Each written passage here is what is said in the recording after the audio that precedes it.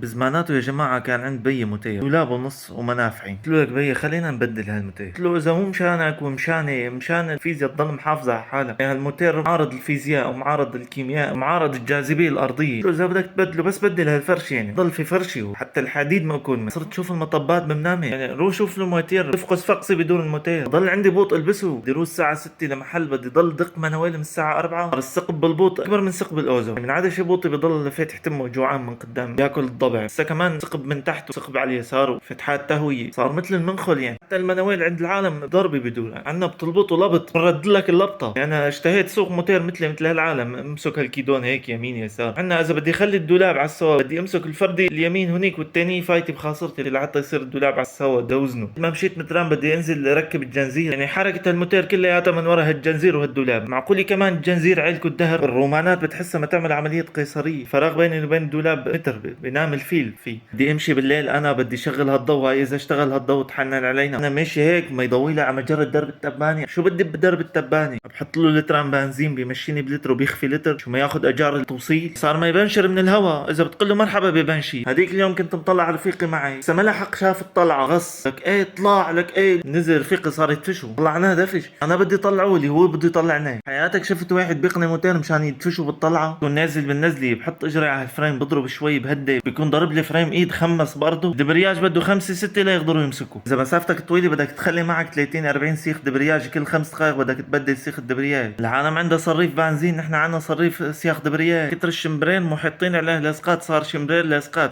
تطلع على الكربراتور عند هالعالم بتلاقيه محلاه نظيف. عندنا بتطلع فيه بتحسه كربرة بسي، بس تعطيه شويه بنزين بصير يعمل مياو مياو، بتحسه قلب كلب راح يعضنا. ليش كمان نازل من حد التركتور، صوته اعلى من صوت التركتور. صار لنا 5 6 سنين مبدلينه زيت، الزيت فقد قوامه صار جبني. دولاب اللي وريني بحسه دولاب عرباي ما انه دولاب موتيل. لا تنسوا تعملونا لايك والسلام عليكم.